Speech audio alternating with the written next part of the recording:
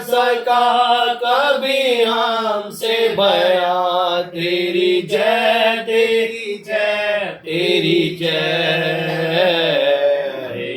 यीशु महान, यीशु महान, तेरी जय तेरी जय तेरी जय। हालेलुया। यीशु महान, यीशु महान, तेरी जय तेरी जय तेरी जय। हर दिल में तेरा है मान बड़ा, पाने को तुझे अरमान बड़ा। यीशु महान तो कितना महान, जय तेरी जय तेरी। हालेलुया, धन्यवाद। यीशु महान तो कितना महान, तेरी जय तेरी जय तेरी जय। यीशु महान, यीशु महान, तेरी जय तेरी जय तेरी जय। यीशु महान, यीशु महान, तेरी जय तेरी जय तेरी जय। प्रार्थना करांगे ताकि परमेश्वर के पवित्र वचन में पढ़ा जा सके। स्वर्गीय पिता, महान परमेश्वर, सुबह के समय प्रभु आपके चरणों में आए। परमेश्वर, आपने खुदावंद एक बार फिर हमें अपने चरणों में बैठने का सौभाग्य दिया। पिताजी, कितने लोग आज के दिन को नहीं देख पाए, कितने लोग इस जहान से चले गए। प्रभु, आपने हमें जीवित रखा, इस बात के लिए धन्यवाद करते हैं। पिता परमेश्वर, अब हम तेरी आवाज़ को सुनने जा रहे हैं, आपके पवित्र वचन को सुनने जा रहे हैं। प्रभु, आज का वचन हमारे सबकी जिंदगी के लिए आत्मिक उन्नति को लेके आए। पिता, हम प्रार्थना करते हैं, तेरे दास को तेरे हाथ में सौंपते हैं। पवित्र आत्मा, आप अपने दास का नियंत्रण लें, हमसे बातें करेंगे। यीशु मसीह के सामर्थी नाम से मांगते हैं, आमीन आमीन आमीन। Hallelujah, praise the lord. Praise the lord. प्रभु का धन्यवाद हो। सुबह के समय प्रभु अपने चरणों में हमें लेकर आया। मैं तरनतारण से जलंधर एरिया दयालपुर में पहुंचा हूं। आप मेरा नाम तो जानते हैं, पास्टर के.बी. जैकब तरनतार।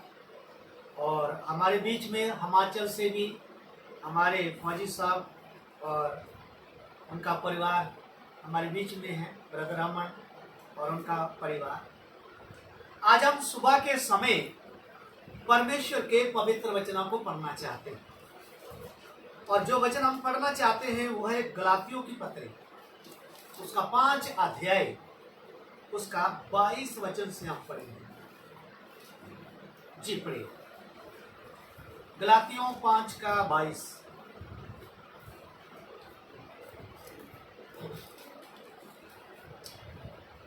पर आत्मा का फल प्रेम, आत्मा यानी पवित्र आत्मा, परमेश्वर की आत्मा।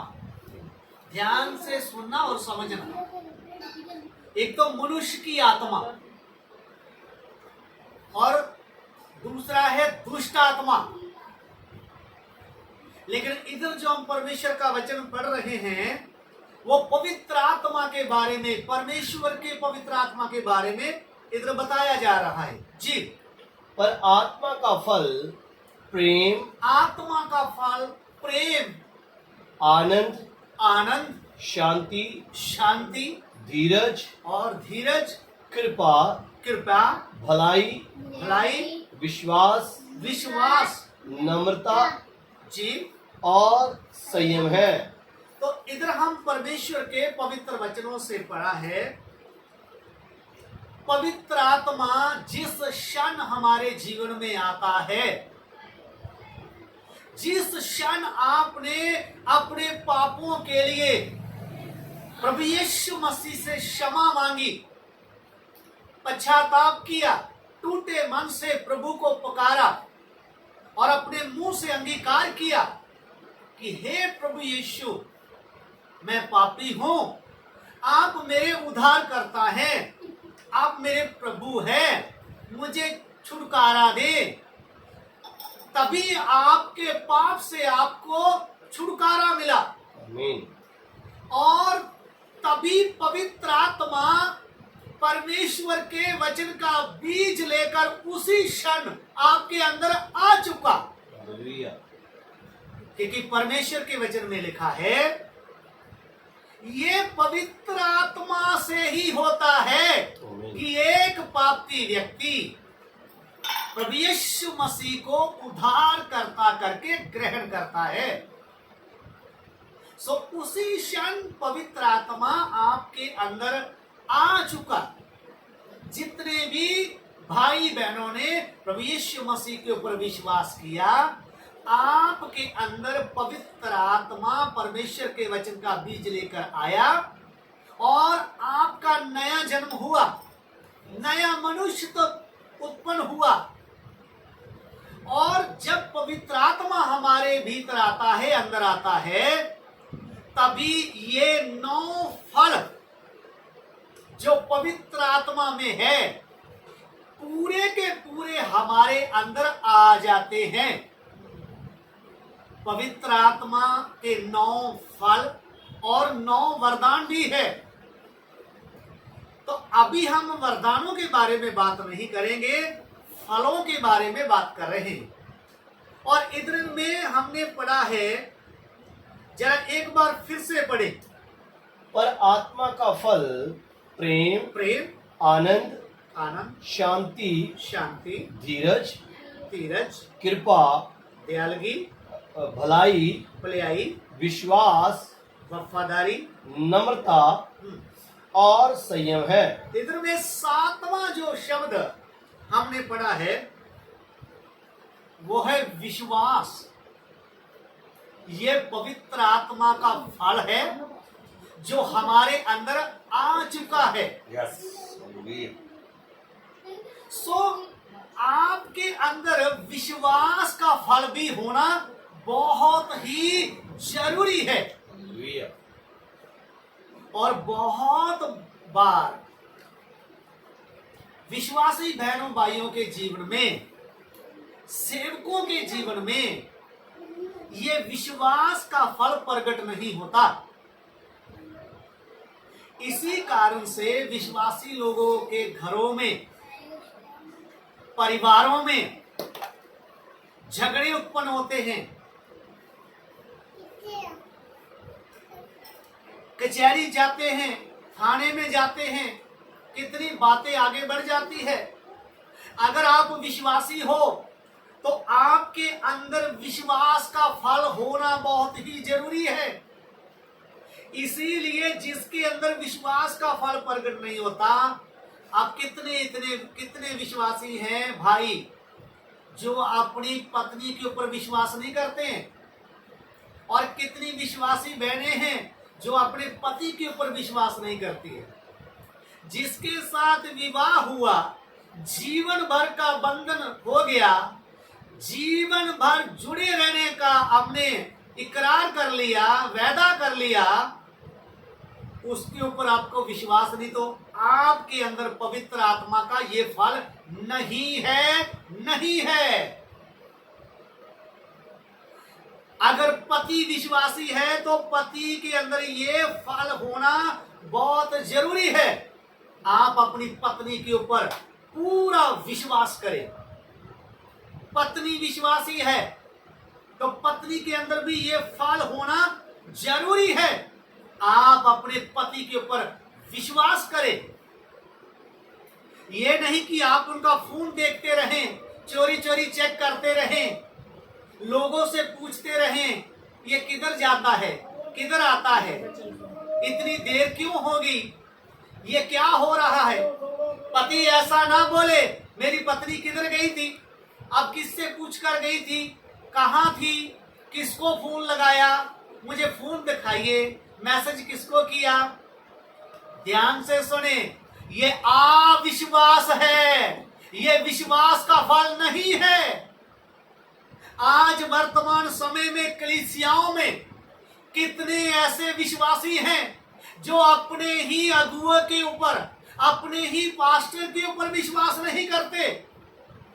तो भाई आपके अंदर विश्वास का फल नहीं है। कितने सेवक हैं जो सेवा तो करते हैं, प्रचार करते हैं, दूसरों को वचन बताते हैं, अब्राहम के विश्वास की बात करते हैं। भाई साहब, आपके अंदर विश्वास का फल होना भी बहुत जरूरी है। अपने जीवन को ध्यान से देखें। अगर आपके अंदर विश्वास का फल नहीं है, आप किसी के ऊपर विश्वास नहीं करते हैं, घर के लोगों के ऊपर विश्वास नहीं करते, बच्चों के ऊपर विश्वास नहीं करते हैं, दासों के ऊपर विश्वास नहीं करते हैं, विश्वासियों के ऊपर विश्वास नहीं करते, तो फिर आपके अंदर विश्वास का फल है ही नहीं है। अविश्वास का फल है आपके अंदर। विश्वास का मतलब क्या है? आपको मालूम भी चल गया विश्वासी मुझे पूरी बात नहीं बता रहा, फिर भी आपने 100% उसके ऊपर विश्वास करना है। यह परमेश्वर का स्वभाव है। आप जब रेडी में जाते हैं, फ्रूट खरीदते हैं, आपने पैसा पूरा दे दिया, लेकिन कुछ लोग होते हैं, सारे नहीं, कुछ लोग होते हैं जो पैसा तो पूरा लेते हैं लेकिन चीज सही तरीके से नहीं देते हैं। आपने देख लिया, फिर भी आप विश्वास करें, ये गलती उनकी है, आपकी नहीं है। लेकिन आप इस फल को प्रकट कर रहे हैं कि आपने मेरे साथ सही व्यवहार नहीं किया, सही बात मुझे नहीं बताई, पूरी बात मुझे नहीं बताई, तो भी मैं आपके ऊपर विश्वास करता हूं, करती हूं। अगर ये विश्वास का फल आपके अंदर आ जाए तो आपके घरों में झगड़े बंद हो जाएंगे। कितने घरों में झगड़ा है, पति पत्नी में झगड़ा है, माता पिता और बच्चों में झगड़ा है, क्योंकि आपके अंदर विश्वास का फल नहीं है। आप हर बात में विश्वास नहीं करते और फिर आप बोलते भी हो भाई मैं किसी के ऊपर विश्वास नहीं करता, तो जी हां, फिर आपके अंदर विश्वास का फल नहीं है।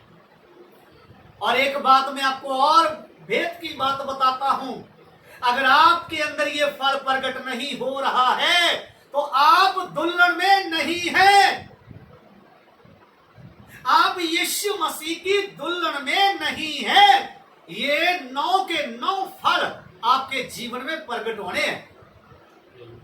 इसलिए आज सुबह के समय आप अपने जीवन को जांच लें और आज से परख लें। जब कोई आपको बात बता रहा है, आप 100% उसके ऊपर विश्वास करें, आप अंदर शक ना रखें। आप 2 बातें ना अपने मन में रखें, नहीं तो वो कपटीपन होगा, बाहर कुछ अंदर कुछ। आप सच्चे मन से ईश्वरी स्वभाव के साथ पूर्ण विश्वास करें। ये जो किया ठीक किया, इसने जो बोला वो सही बोला, मुझे विश्वास है। मेरी पत्नी के ऊपर मुझे विश्वास है, मेरे पति के ऊपर मुझे विश्वास है, मेरे बच्चों के ऊपर मुझे विश्वास है। तब ये विश्वास का फल आपके जीवन में आसानी से प्रकट होगा। इन वचनों के द्वारा प्रभु आपको आशीष दे। सबको जय मसीह। जय मसीह। लो जी, आप करो जी प्रार्थना।